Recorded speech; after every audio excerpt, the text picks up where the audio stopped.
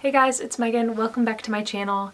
So in today's video, I am going to be making another NMO health-related video for you guys, and this is basically going to be the story of my brain lesion relapse. This took place a year ago, and I just gotta say it was one of the craziest, most eventful, and stressful times of my life. Of course, relapses, you never want to get them, but especially during the middle of the school year, it was probably one of the worst moments to have a medical emergency take place. This is also an explanation as to why I've been gone. Since my relapse, I've barely posted much throughout the year, and I'm just ready to talk about it finally and open up about the struggles I faced having a brain lesion and how it's affected me academically, how it's affected me mentally. And to anyone who might be watching this video and might be going through the same thing or something similar, I guess this is just a video to show that you can get through it and I guess how to get through it. And for those of you who aren't aware, I have what's known as neuromyelitis optica, or NMO, which is an autoimmune condition of the central nervous system that attacks the spinal cord, optic nerves, and brain. For me, it's the spinal cord and brain. Now, this video starts off in my junior year of high school. So this is at the beginning of the year. I'm feeling really good about my academics. I'm feeling like I'm understanding the material. I have good teachers that are helping me understand anything I might be confused about, and overall it's just a normal start to the academic year. At the time, I was taking an honors English course, and it never was a problem for me because English is my best subject and something I feel like I can understand and compute very easily. But as the months started passing, I started noticing that the A's that I was getting on my assignments started to not be as frequent, and that I was having trouble understanding what I was reading and just couldn't concentrate on any work. My technique for trying to study was, if I wasn't able to understand the material at home or if I couldn't concentrate at home, I would go to the library or go to a coffee shop and do my work from there, because sometimes in a public environment it's easier for me to pay attention to the academics that I'm studying. But no matter what I did, I wasn't getting those A+ grades that I normally got. And it was really frustrating because I know that's not the kind of student that I am. I try my very hardest to get A's as often as possible, and just seeing that in my best subject was really disheartening. Obviously, grades don't mean anything, but this was a red flag from the get-go that something just wasn't right. I couldn't seem to concentrate on anything. I was losing my train of thought much more often than the normal person would. I couldn't form sentences as well as I used to. I couldn't use stronger vocabulary because I just couldn't think of words, and overall I just wasn't myself. And none of my doctors were really concerned at all, because this isn't the normal NMO behavior that typically occurs. I wasn't going paralyzed, I wasn't going blind, so they thought maybe it was just a fluke, something that was just happening. Maybe I was just the one that wasn't doing well in school and it was all my fault.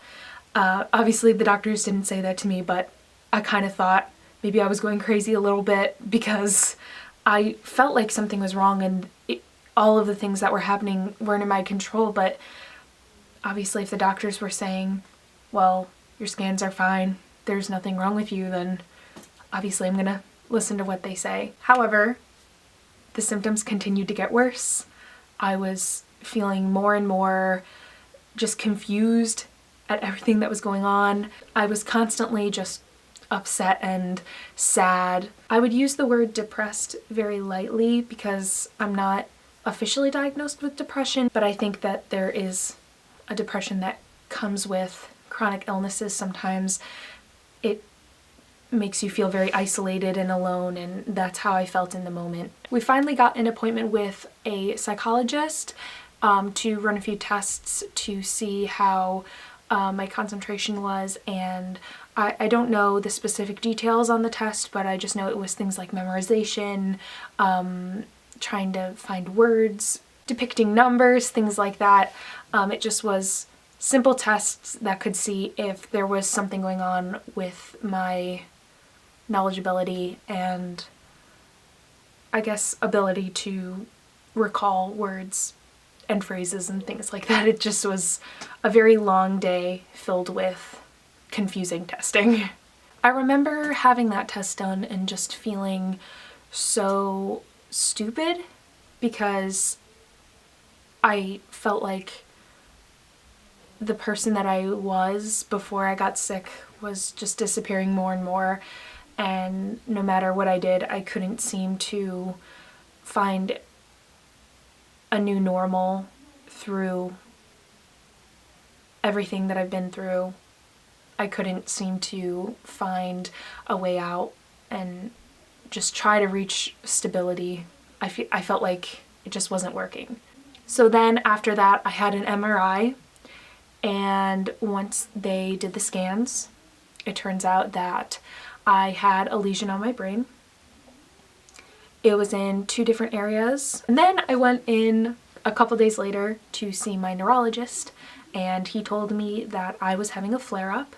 At first, he was talking about it in a way that we were like, is he mentioning a relapse? Is this what he's talking about? Like, we couldn't really tell. And then my mom was like, I specifically remember she was like, wait, so what you're telling us is this is a relapse, this is a flare? And he said, absolutely. And we need to figure out a plan on what to do going forward. And my doctor finally decided that I was going to be admitted to the hospital inpatient, and I was going to have 5 days of steroids, high-dose steroids. I think it was supposed to be originally an entire week of steroids, but he brought it down to 5 days because I was so hesitant about it, and I just was worried because I didn't want it to get increasingly worse. I didn't want to end up going with the plan of steroids and then getting more sick and then having to go and get plasmapheresis anyway. That just wasn't the way I wanted my relapse to go. So there was this conflict between trusting your doctor, who went to medical school and is just looking out for you, and then your own intuition, which I think you should always trust and you should always question. And even if you're not a certified doctor, physician, you know, it's still good to make sure that you're comfortable with whatever's going on with your body and what treatments are going to affect your body. And I've learned too many times that you can't just listen always. Sometimes you have to step in and question. And that's exactly what I did. And I didn't want to offend my doctor, but I knew that this is what I needed to do for my own sake. And it paid off. It did help bring down the inflammation in my brain, whatever lesion was going on there. It did bring the inflammation down.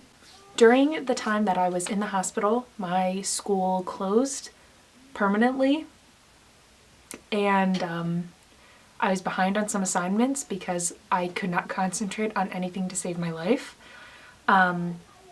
Luckily, some of my teachers were so understanding, but I pulled, I think, 2 all-nighters in the hospital because steroids make me an insomniac. So even though this is horrible and not healthy and you should not do it, I was just working on school for like 2 days, 48 hours, just trying to get as much as I could done.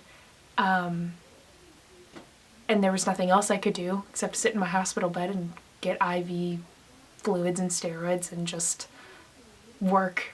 Those of you who have NMO know that having a relapse and recovering from it is very hard. Algebra 2 is not fun when you're recovering from a brain lesion. I just broke down crying pretty much every night, just so stressed out of my mind because I could not understand any of the math language that was put in front of me. And I just felt like I had all these deficits from this lesion, and there was nothing that anybody could do about it, and there was no way that I could just snap back to how I was.